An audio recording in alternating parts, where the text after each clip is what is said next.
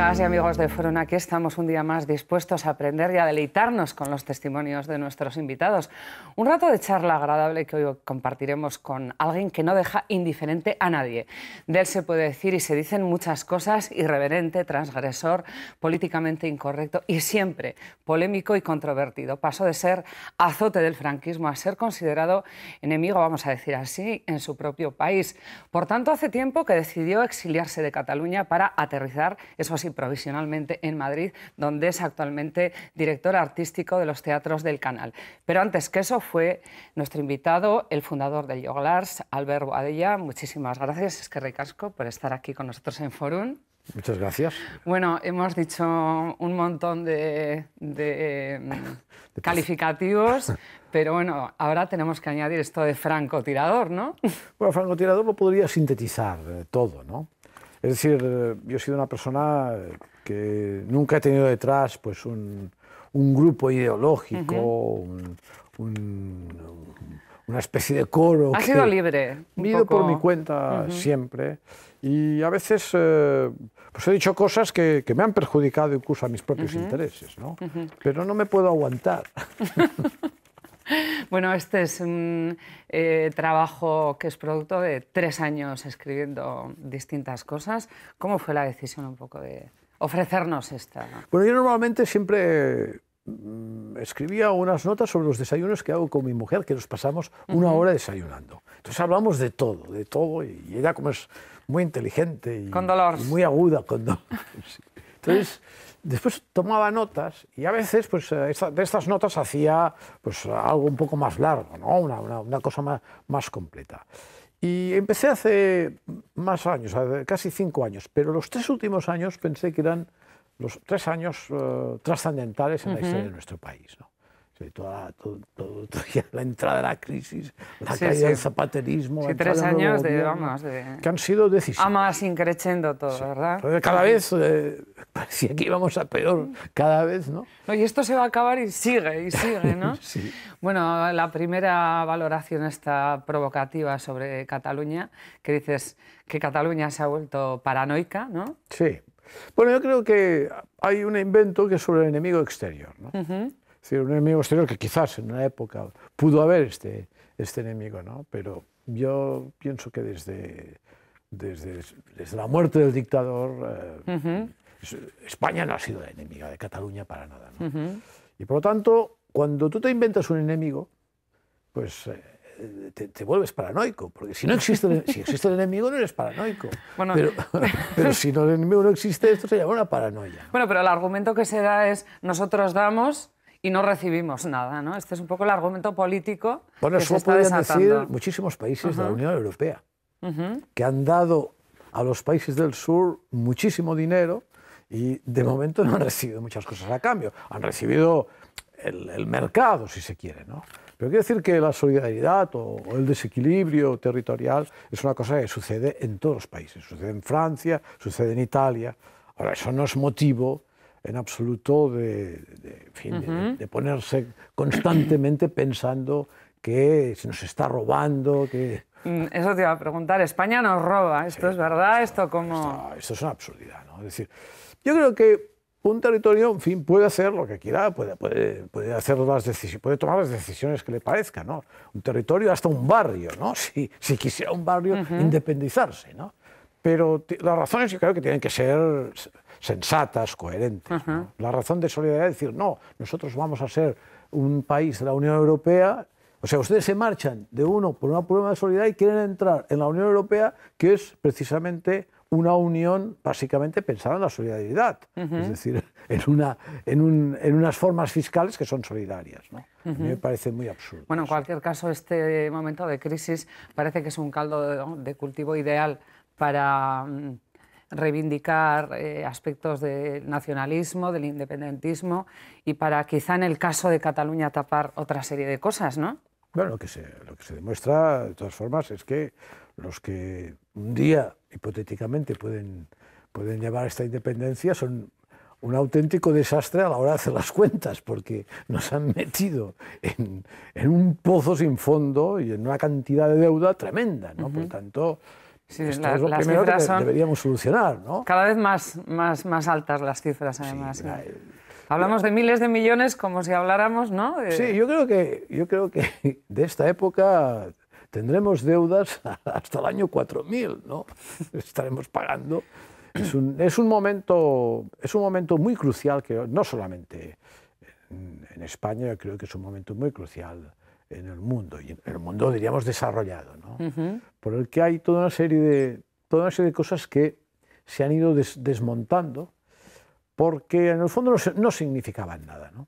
Si uno mira en la propia casa, ve la cantidad de cosas inútiles que tiene, cosas que son muchas veces absurdas, ¿no? Que uno se ha gastado el dinero o ha hecho un esfuerzo para comprar aquello y no le sirve de nada, ¿no? Es decir, yo creo los electrodomésticos y cosas así que... Hombre, hay electrodomésticos, eso es muy importante, un lavaplatos... Bueno, pero me refiero a los pequeños, ¿no? De esas cosas que se compran a veces y que... hay cosas y cosas que... Y ese consumismo compulsivo yo creo que ha sido nefasto, ¿no? Bueno, ¿y cómo valoras? Porque esto sí queda para otro libro, igual hasta más gordo, vamos a decir, que todo este asunto de las cuentas ocultas en Suiza, tanto de Pujol como de Artur Mas. Hombre, este culebrón, vamos a decirlo así. En Cataluña hubo un acto que además se hizo público y que, en fin, que todo el mundo recordará, que fue en pleno Parlamento, cuando Pasqual Maragall, entonces presidente de la Generalitat, le dijo a Artur Mas, ustedes tienen un problema que es el 3%, ¿no? Y entonces Artur Mas, en vez de decir, no, esto no es verdad y tal, dijo, oiga, nos tenemos que poner de acuerdo y tal. ¿Eso qué quiere decir? Quiere decir que en el mundo, en la estructura política, por lo menos la que se ha hecho en Cataluña, pero vamos, yo creo que en todas partes, en esta estructura política hay unos procedimientos que no son de recibo, ¿no? Que no son correctos. Por lo tanto, que tengan cuentas en Suiza o en Liechtenstein no me extrañaría en absoluto. No me extrañaría en absoluto, porque el dinero público es algo que ya en el conjunto de España se considera, en fin, que pertenece a los políticos, ¿no? Es como si perteneciera al mundo de la política el dinero público, ¿no? No es de los ciudadanos, sino que, como lo administran ellos, piensan que ellos pues tienen todo el derecho de hacer sus porcentajes. No sé si has seguido las declaraciones que hacía Grifols en una entrega de un premio recientemente de farmacéuticas Grifols, que puso a caldo a los partidos políticos. El Senado no sirve para nada. Quizá, y pregunto, hay una crisis, efectivamente, porque, como decía Grifols, la democracia ha tocado fondo, se ha desestructurado. Los partidos políticos tienen un poder absoluto y las instituciones, precisamente, que son las que tienen que representar, no sirven, vamos a decir así, para nada, ¿no? Yo creo que el problema ya viene de la propia sociedad, ¿no? Es decir, los políticos queramos o no queramos, son una representación de la propia sociedad. Y esta sociedad está totalmente desestructurada. Cuando hablamos, por ejemplo, de corrupción, pues es que esta corrupción ya empieza en la propia sociedad, porque la gente, pues, si puede pagar en negro algo, no se lo piensa dos veces, ¿no? Y en España todavía quien estafa Hacienda, pues es un pícaro que incluso lo puede contar a sus amigos, ¿no? O sea que lo que hay que hacer es un cambio de mentalidad. Y yo creo que en el momento en que esto llegue al conjunto de la sociedad, la exigencia que se tendrá con los políticos será suficiente como para que ellos no pasen de la raya, ¿no? Pero mientras los ciudadanos a un político que ha sido corrupto, como lo hemos visto tantas veces, lo vuelve a votar, entonces es el ciudadano que es responsable. Bueno, estamos sacando estos temas que son parte también del contenido del libro, porque al hilo de lo que acabas de decir, calificas el referéndum o la petición de referéndum como una burla hacia la democracia. Mira, yo estoy contra los referéndums totalmente. Yo creo que el referéndum, en fin, que ya tuvimos unos cuantos en el franquismo, si mal no recuerdo, tres referéndums, es propio de gobiernos totalitarios, ¿no? El referéndum es una puerta abierta a la demagogia, ¿no? Yo creo que la auténtica democracia es poner el voto en la urna y comprometerse con los políticos, y que los políticos se comprometan con los ciudadanos. Es decir, que tomen decisiones, tienen que ser ellos los que tienen que tomar las decisiones, que para eso les pagamos. No cuando tienen un problema que es muy polémico para ellos, entonces lo pasan al conjunto de los ciudadanos en forma de referéndum. Y recuerdo el famoso referéndum de la OTAN, que la gente votaba sin saber lo que votaba, porque no sabía las consecuencias de entrar o de no estar en la OTAN. ¿Pero por qué se hizo? Porque los políticos de aquel momento se habían comprometido a no entrar en la OTAN y después, como tuvieron que hacer maniobras para estar dentro, pues hicieron un referéndum. Yo creo que el referéndum siempre es una estafa. Bueno, de todas formas, si lo analizamos irónicamente, contemplando el escenario, como bien dices en el libro, de una posible independencia de Cataluña, merecería la pena, y pregunto, para ver qué pasa a continuación. Bueno, yo creo que lo que sucedería es lo siguiente: cuando existe una gran tensión en la que hay siempre un enemigo externo y este enemigo desaparece, pues normalmente viene una depresión, porque digamos, la tensión que ha significado, la marcha que ha dado a una comunidad, el hecho de que haya un enemigo exterior, si el enemigo desaparece, entonces ya empiezas a mirarte al de al lado y la paranoia va sobre el que hay al lado. Por lo tanto, yo creo que lo que sucedería, o una de dos, o depresiones, por lo tanto habría que comprar toneladas de Prozac, o bien, repartirlas gratuitamente, ¿no? O bien acabarían peleándose entre ellos. Bueno, al hilo de esto también en la obra, frase muy provocativa, por cierto, de Amadeu, se decía que no hay nada, o decías que no hay nada más español que un catalán. Sí, eso además históricamente es cierto, porque no hay que olvidar que España... Bueno, si vamos a los reyes católicos... No, de antes. España empieza ya a través de la marca hispánica. Cuando Cataluña era una parte de la marca hispánica y empiezan a avanzar sobre los árabes a partir de allí y a partir de Covadonga. Es decir, aquí empieza España, por lo tanto, y este caos constante que existe en Cataluña, ahora nos vamos, ahora no sé qué, tal, todo eso es muy español, muy español. Son tan españoles que no hay nada que hacer. Eso es como la gente que dice, no, es que yo no creo en Dios y por lo tanto no tengo nada que ver con la cultura cristiana. Ah, no, o sea, tú te vas a comer 2000 años de historia y de cultura así tranquilamente porque no vas a misa. Nosotros pertenecemos a la cultura cristiana y los catalanes son españoles. Que no quieran serlo es otra cuestión, tienen todo el derecho a no quererlo ser, pero que lo son, ¿qué le vamos a hacer? Bueno, también Pujol tuvo más que su minuto de gloria, sus momentos de gloria en esta obra, Hubo President. ¿Sería Artur Mas un buen protagonista de otra de tus obras de teatro? ¿Cómo le ves ahí encajado? No da tanto, porque Pujol era un personaje... Muy potente. Sí, muy carismático, ¿no? Sí. Era muy bueno para cuentan cosas impresionantes de él, que hacía aterrizar iba en, ¿cómo se llama? Sobrevolando. En parapente. No, en helicóptero. Helicóptero. Y de repente, un día, para aquí y tal. Y que había unos que habían encendido fuego. Que habían encendido alguna barbacoa y sí. O sea, que echando broncas a la gente. Yo era un personaje, ¿no? Más da solamente para un sketch, no da para una obra. Bueno, ¿y qué es lo que crees que, analizando un poco también parte del libro, que no te perdonan los independentistas catalanes? Bueno, yo creo que no son únicamente los independentistas, ¿no? Sino que hay mucha gente que quizás no le gusta transgresor que digas tienes. lo que piensas, ¿no? Estamos en una época que, curiosamente, todas las leyes que tenemos, en general, pues protegen la libertad de expresión. Y, curiosamente, pues la gente la utiliza poco, la libertad de expresión. O sea, que cuando dices una cosa que puede ser razonable o puede ser una barrabasada, pues bueno, pues hay que acostumbrarse que la gente también dice barrabasadas. Yo de cuando en cuando digo alguna, solo faltaría, no siempre digo cosas sensatas, ¿no?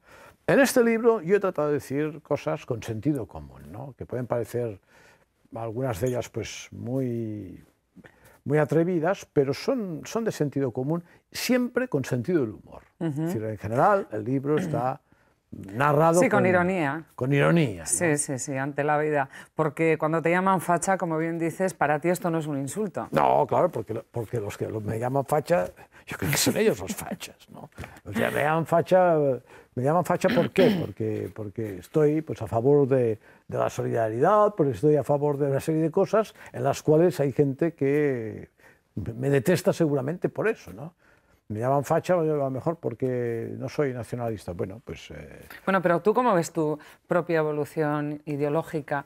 Quizá no es ideológico en sí el cambio de postura política, tiene más que ver con la política que con la ideología. ¿Cómo lo ves? Tu propia trayectoria. No, mi propia trayectoria ha estado ligada directamente a mi arte, al teatro, ¿no? A lo que yo he visto a mi alrededor, ¿no?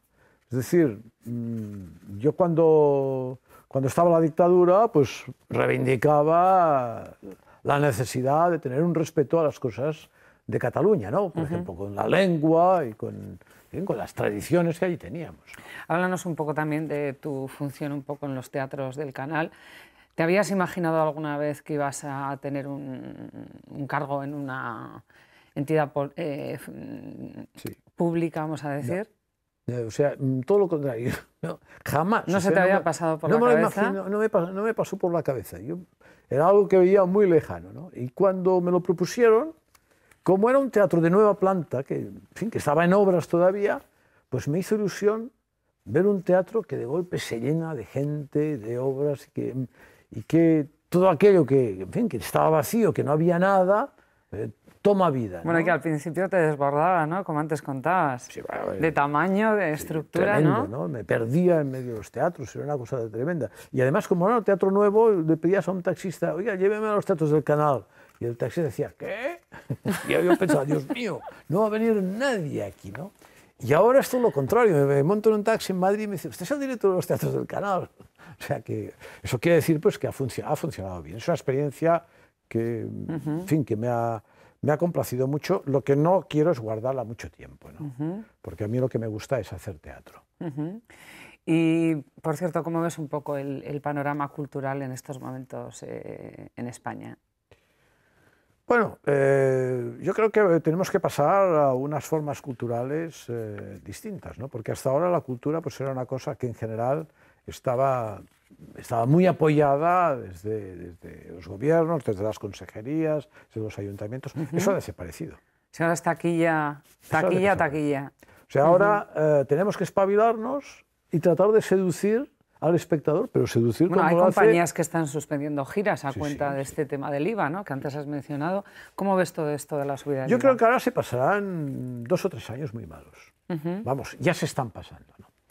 Ahora bien, después nos readaptaremos otra vez de nuevo y conseguiremos que el espectador se acostumbre a pagar lo que vale el teatro. Pues claro, si el espectador compra un libro y paga un libro, ¿por qué no tiene que pagar el precio de lo que vale el teatro, ¿no? Yo creo que en España el espectador se ha acostumbrado siempre pues, a que su butaca, cuando él se sentaba en la butaca, ya habían 50 euros en la butaca, que es la subvención. Yo creo que eso tiene que cambiar, ¿no? Lo que pasa es que al hilo de esto se cerrarían también muchos teatros. La verdad es que hablas con los empresarios y hay una preocupación enorme. No. O sea, lo que no puede ser es que una revista porno pague un 4% de IVA y que el teatro, o sea, un Cervantes o un Lope de Vega, pague un 21%. O sea, por ejemplo. Eso, digamos, eso me parece una demencialidad. Y aquí el gobierno ha hecho un patinazo increíble, pero lo ha hecho al por mayor, eso es. O sea, no se hacen recortes al por mayor, hay que hacerlo sector por sector, ¿no? O sea, aquí se ha equivocado totalmente. Ahora bien, que sí que tenemos que pensar que tendrá que haber un teatro público, porque si no, ¿cómo se mantiene una orquesta? ¿Cómo se mantiene un coro? Esto es obligado. ¿Cómo mantenemos el patrimonio? Eso es una responsabilidad pública. Pero también hay una parte de teatro privado que nos tenemos que espabilar, y tenemos que seducir al espectador para que pague la entrada. Y a mí me parece eso imprescindible. Tomamos nota de esta reflexión.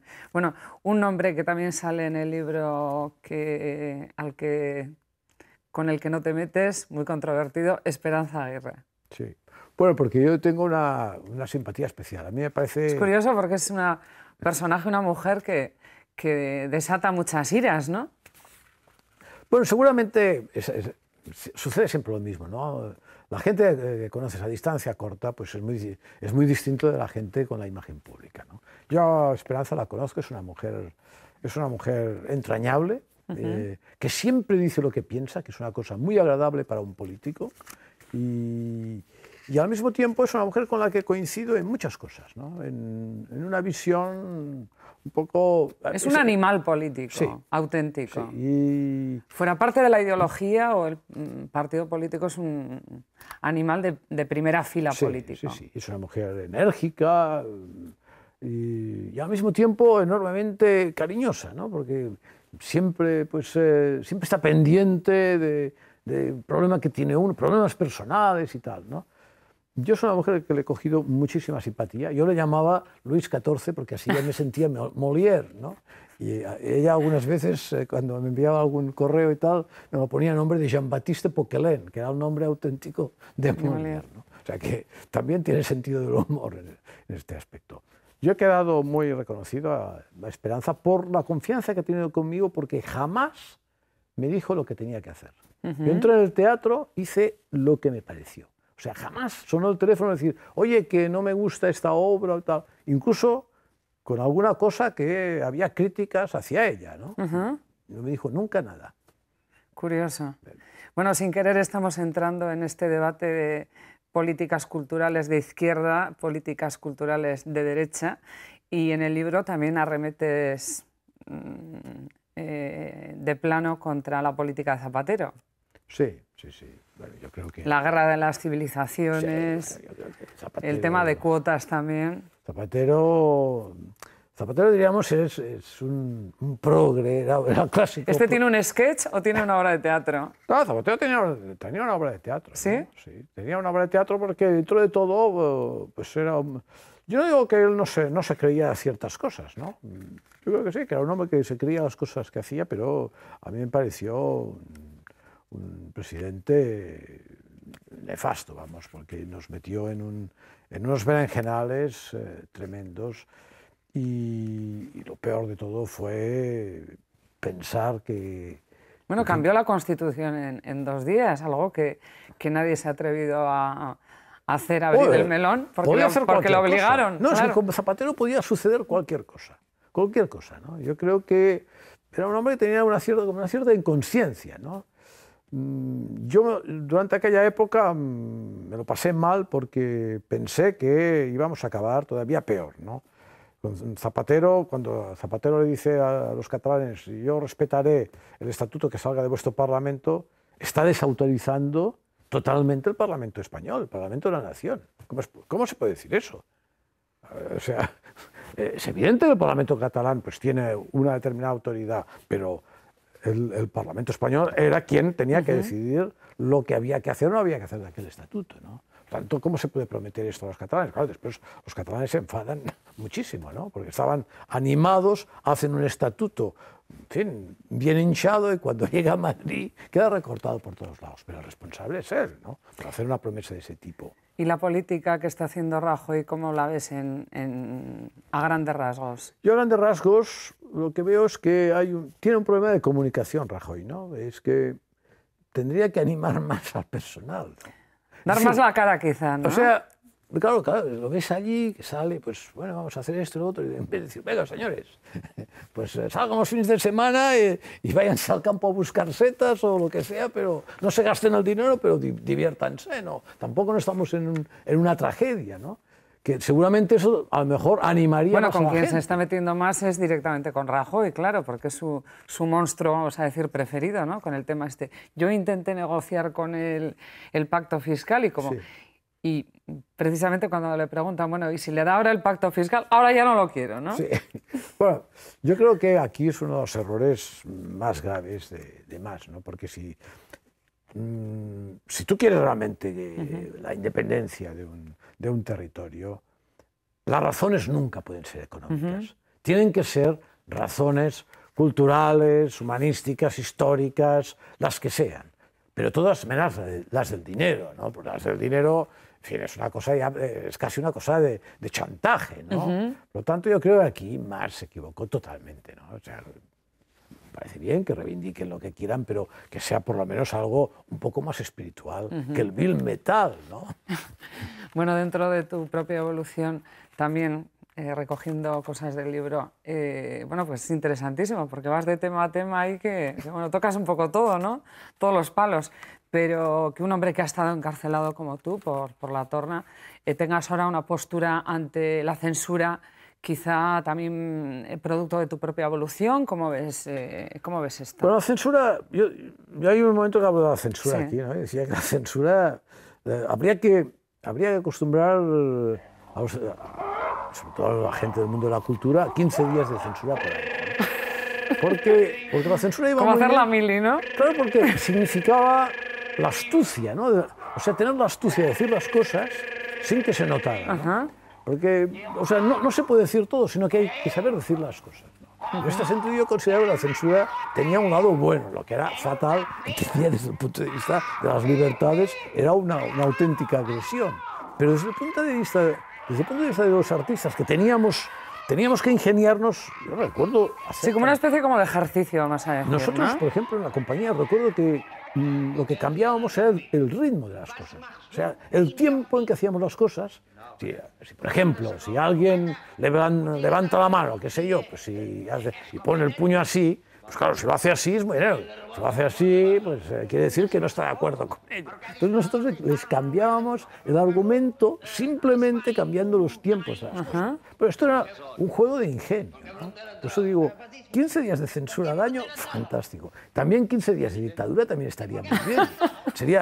La gente valoraría... Pues sabiendo que son 15 días, lo que pasa es que luego los dictadores se instalan, claro. Sí, no, pero valorarían la democracia una barbaridad, ¿no? Porque luego el día 16, 17 vienen después y claro, ahí siguen, ¿no? Sí, pero si te pasas, como pasó con Franco. Si te pasas 15 días en los sótanos de la comisaría, como en las épocas de la dictadura, te valoras muchísimo la libertad y la democracia, Al hilo de esto también los vascos estamos presentes en el libro y cuando tocas el atentado de Aznar, de ETA contra Aznar con un misil. Sí, yo digo que hombre, es una exageración. Yo digo aquí, hombre, es que los vascos siempre van al por mayor, ¿no? Llegas a una sidrería... Perdona, con un misil, perdona que me ría, pero con un misil seguro, vamos, la probabilidad de fallar es... Es que un misil es que es todo el Parlamento tocas, ¿no? O sea, yo digo aquí, hombre, con un puñetazo había más que suficiente, ¿no? Y es verdad que yo noto, en fin, en este territorio, noto que las cosas siempre van al por mayor, ¿no? Vienes aquí a comer, venga, come, y acabas casi enfermo de comida, ¿no? Y es muy distinto a la ciudad donde nací, ¿no? Las raciones eran más pequeñas. Bueno, también hay un aspecto que tocas que también está muy de actualidad, la relación padres-hijos, hijos-padres, porque hablas y reivindicas con mucha seriedad ahí también, Sí. la educación tradicional, vamos a decir. Bueno, la autoridad, ¿no? La autoridad. La autoridad, sí. Yo diría casi la educación natural, cercana a la educación de ciertos animales en la naturaleza, de las especies superiores, ¿no? Yo creo que estos son los problemas más graves que sufrimos, ¿no? Es decir, ese niño que se convierte en el rey de la casa y que acaba siendo un auténtico dictador, ¿no? Y esos padres que cuando tienen un hijo, en fin, parece que este hijo es lo más importante que existe en la naturaleza, ¿no? No se dan cuenta que antes han habido millones y millones de hijos, ¿no? Yo creo que debemos hacer una reflexión sobre la forma como estamos educando a los pequeños, ¿no? Hay un consentimiento de todo. Un par de bofetadas, las que hablas en el libro, Sí, yo creo a que veces... de cuando en cuando, pues hombre, no hay que agredir... Sí, las tortas que se daban antes, vamos. Antes, no, las de antes, yo esto no he reivindicado nunca porque es que íbamos de torta en torta. O sea, esto era una exageración, ¿no? Pero sí que hay un momento en que tiene que haber unas demostraciones de fuerza y de autoridad por parte de los padres. Es una ley natural. Albert, aquí hay 3 años completos, pero claro, desde que los terminas de escribir hasta ahora, ya están sucediendo más cosas. ¿Tendremos una segunda parte? Seguramente. Bueno, ¿y de teatro? ¿Con qué proyectos estás? Pues de teatro estoy ahora preparando el aniversario, 200 aniversario del nacimiento de Verdi y Wagner, en una obra musical con cantantes, en una especie de taberna en la que hay una gran pelea entre los wagnerianos y los verdianos. Porque bueno, es que esto es cierto, además. Son dos mundos muy distintos. Bueno, y eso lo veremos. Eso lo veremos en los teatros del Canal y supongo que lo veremos en Bilbao, también en La Arriaga. O sea que tendremos el placer de tenerte aquí otra vez. Sí, pues con muchísimo gusto. Bueno, pues ha sido un verdadero placer y nada, pues seguiremos en plan de francotiradores. Sí. ¿Eh? Y por lo menos quien lo lea se va a divertir bastante. Eso seguro, Eso está seguro. garantizado. Bueno, pues muchísimas gracias, Eskerrik asko, y a vosotros también, y recomendaros este magnífico libro, Diarios de un francotirador. Eskerrik asko a vos.